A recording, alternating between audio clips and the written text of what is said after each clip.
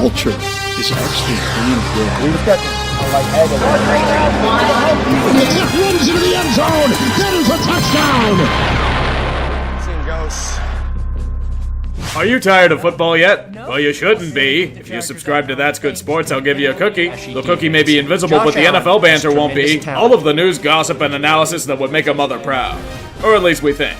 Just don't mention his Broncos. The less said about them when you subscribe, the better.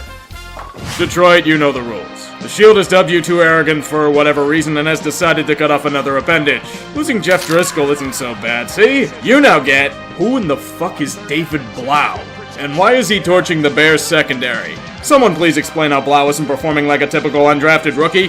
Trubisky, you're gonna do something about it? Eventually? Okay, good. Lions, you should know by now that hope is something that should be dead and buried after years of perpetual failure. Yes, even when there are surprises like David Blau, the defense comes through in the clutch. They make Mitch Trubisky and that awful Bears offense look competent. The secondary constantly burned. Probably will make a nice souffle with all the scorching. It's enough to do the usual thing. Detroit has a lead, yet they can't close the deal. Feels like I could make an outdated city joke, but I will spare you such banalities. There's an elimination to deal with. You get screwed by the refs in one game. Apparently you never got over it by losing 8 of 9. I'm going to say the same thing I said in the vid I made about the Lions in August. You are nothing. You will continue to be nothing. Any positive stretch of play is a fluke and they will revert to this terrible state because they keep making the same damn mistakes. Belichick's leftovers rarely succeed once they leave him. Do the right thing this offseason.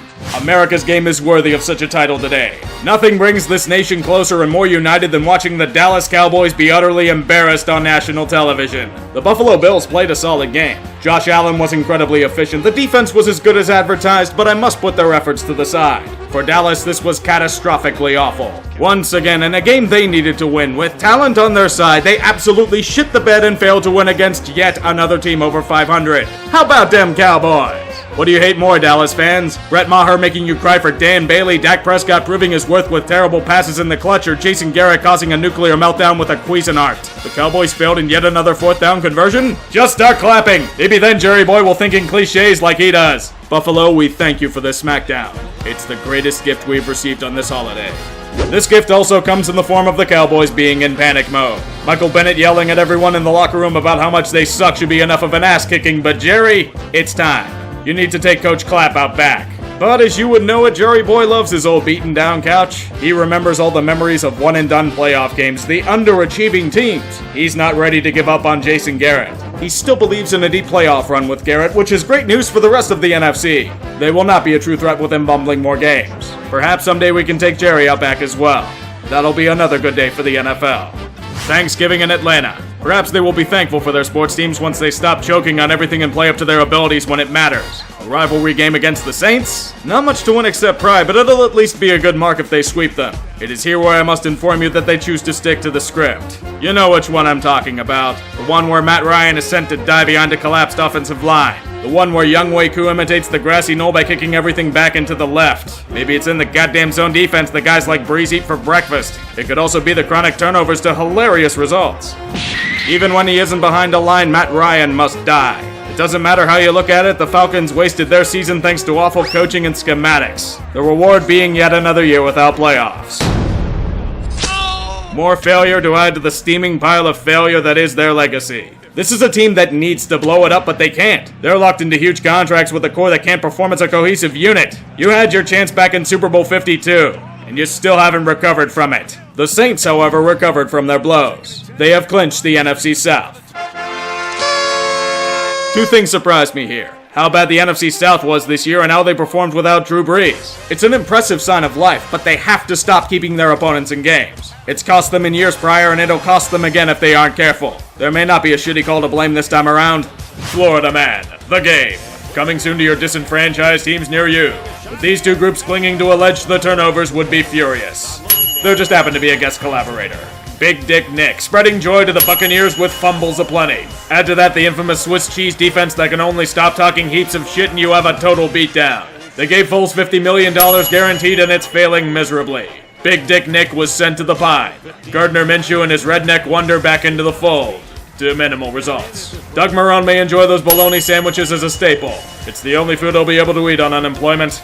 The Titans are on fire. We can only hope we merely avoid their flames. Ever since they threw Mariota farther than he can throw, they've been pushing the envelope.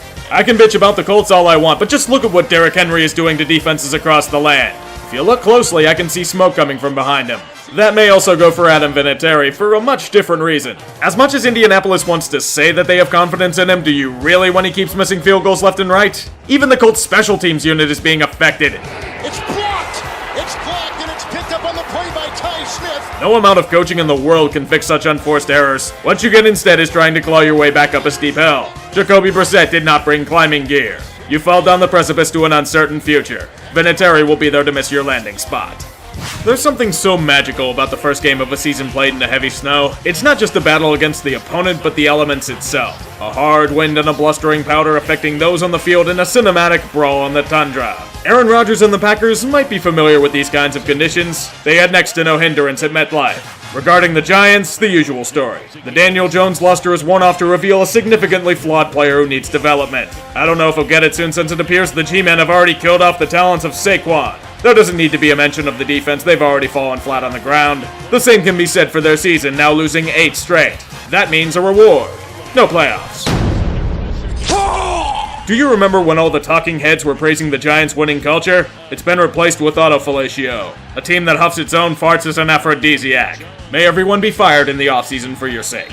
I have grown greatly concerned for Cincinnati. Their goal should be for the quest of an immortal tank. By benching their terrible rookie for Andy Dalton, it will damage such valiant efforts. You know who likes to ruin good things? The Jets. They've done it before. Just reminisce about how they ruined the tank of tanks by giving the Dolphins an easy win. If you were to watch this game, you would think the Bungles were somehow a competent team. They barely had to blink an eye and poof, the ball was moving effortlessly. New York's offense could do nothing besides predictable bullshit. Not even against a team that's been battered by means of injuries, and Mike Brown they couldn't muster even the most minuscule of touchdowns. The result is the end of the immortal tank. Fuckers. You've robbed us of 0-16! I wish only the most brutal plague of mono to infect your pathetic organization. Shit like this is why the butt fumble remains the butt fumble. Even if I were to throw you in a fire, you would somehow roll out and get run over by a car. Fuck you and the shit show you came in on. Both teams desperately need this win. And what a better way to settle it than after rekindling the rivalry by means of a violent end-of-game brawl. In this case, it will come down to who can coach and scheme a better game. Mike Tomlin, for his flaws, played effective checkers. Freddie Kitchens couldn't properly manage a set of Lincoln Logs. How else can you explain it? A Browns team with significantly better talent got outproduced by the Steelers' backups. And backups of backups. You won 1 quarter. Apparently that was enough. After such posturing, everything fell apart as it usually does. Baker got beaten in the pocket and suffered a hand injury that might have affected him. The Steelers scored 20 consecutive points by means of jump balls against your name-brand cornerbacks. Perhaps you should have done a better job adjusting to an undrafted quarterback, but nah, that's not the Kitchens way. He needs to add fuel to the fire by wearing a shirt that insinuates the Steelers started it. You're a fucking head coach, Freddie. You can't be giving the opposition more bulletin board material. Thus, Pittsburgh got the ultimate revenge. Winning. Ironic how your team's death blow might be to a former Brown and Joe Hayden. The football gods have cruel punishments. Philly, if you fuck this up, I swear to God, I will find every cheesesteak place in your city and burn them to the ground. You're playing Miami and have a strong chance to make pace with the Cowboys in your pathetic division. Wouldn't you know it, the miserable Philadelphia Ferry decides it's in their best interest to sprinkle the city with more doses of underachieving. Many hot take specialists will be blaming Carson Wentz again, but I will say this. Can he also play 11 positions on defense? What is this? What the fuck is this? Why was this play even successful? I have a great idea, boys. Find someone to adequately cover Devontae Parker. Sicking short guys on him isn't working, but once again they'll have some convenient leak about a Wentz piece sitting down or some shit like that. Your golden opportunity to do something and you spit on it, just like every other chance you've had this year. You deserve nothing. Get the fuck out of my sight. Don't worry, Miami. You may have won the game, but you also win an inevitable outcome. A deliberately tanking team out of the playoffs. Shocking. Why was this game not flexed to 4 p.m.? Screw the TV rights. This kind of matchup deserves special attention. 2 of the fastest rising franchises in the league in a clash of titans in the pouring rain. In older times, this would be something highlighted in an NFL Films package. Where else could we see the exploits of both offenses challenging each other in the first half, only to morph into a classic defensive duel in the second? It was a matchup worthy of its billing. Strike by strike matched by both squads. The only issue was more ref ball because why not? This is apparently not pass interference. Fortunately, it didn't do much to tarnish the power of such a game. That's what good football can do. The Ravens defense does its job to give the offense a chance. Now comes the slow grind of yardage. The seconds tick like minutes, but not to Justin Tucker. Make it 8 in a row for Baltimore. Ice in his goddamn veins. Baltimore wins another outstanding game that one team just had to lose. Impressive.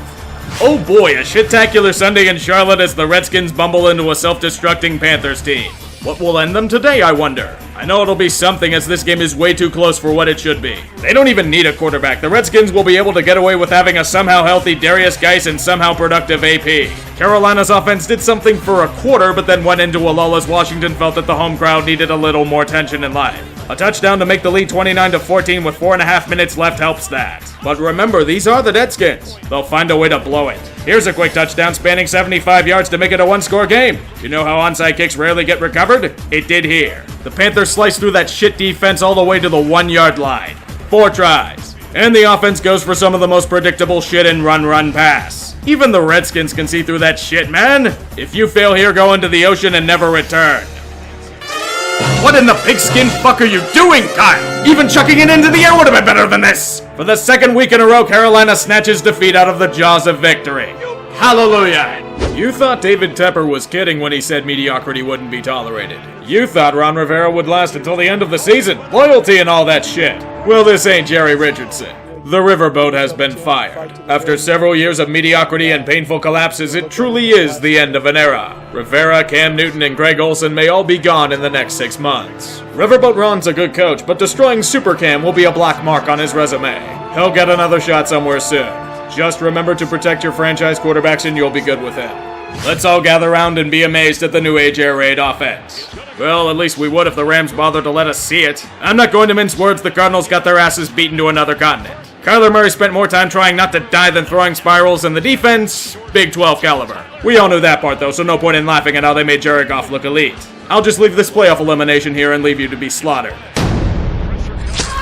You might be good someday, if you ever get a defense, and an offensive line, and proper management, and if Fitz doesn't fuck off. At least it wasn't a total disaster this year. Andy Reid and weeks after the bye go together as well as a slab of ribs and some tangy barbecue sauce. The opponent is irrelevant in this situation. They will be considered as the aforementioned ribs. Slow cooked in a smoker for 60 minutes to reveal a fork tender franchise ready for a feast. Raider Nation, you are the fine recipients of becoming my fantastic dinner. I can't guarantee that you will live to see the results, but that's not my job to make sure of. Constant mistakes will continue to haunt you as those sudden playoff dreams slip further and further from your grasp. Next week you get the Titans. Not going to get any easier. John Elway grins in delight. His newest tall white quarterback from the cryogenics lab is ready for testing. The world will meet Drew Lock as he pushes Denver to a strong surge and quick 14-point lead.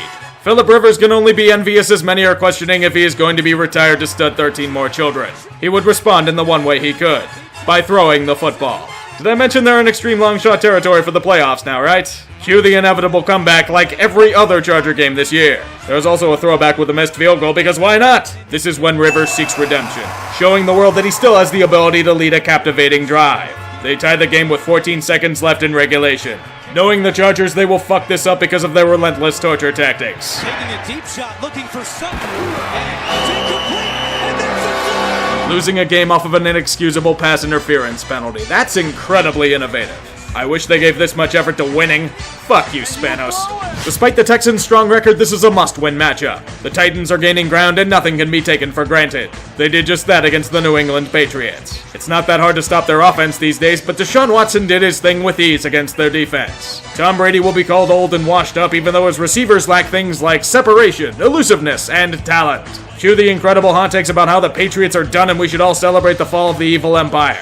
Don't take the bait. We've said this about 40 times over the past 5 years and they've defied logic every time. Forgive me if I'm hesitant to call them dead. New England can still play. Just because they lost to another real team means nothing. Stop it. It's an uphill battle for Minnesota on Monday night. Not only do they have to go into Seattle in their intimidating atmosphere, they carry their dreaded kryptonite. A team over 500. Kirk Cousins had a lot to prove tonight, and he did. Cousins himself played a solid game and deserves no blame. It will not prevent the media from criticizing him if the team fails, because it's obviously his fault for everything. The defense being gashed repeatedly by the Seahawks running game, Kirk's fault. Said strong defense giving up over 400 yards, Kirk's fault.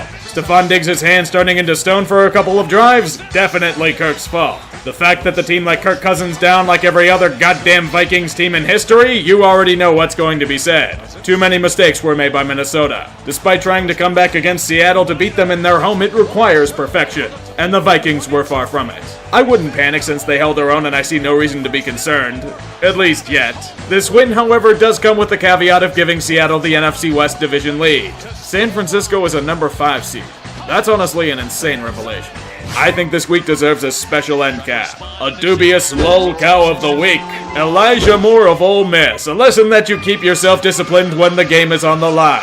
In the Egg Bowl, bragging rights are paramount. On the road, Ole Miss is down by 7, but look at them go down the field. Elijah Moore is the hero wait.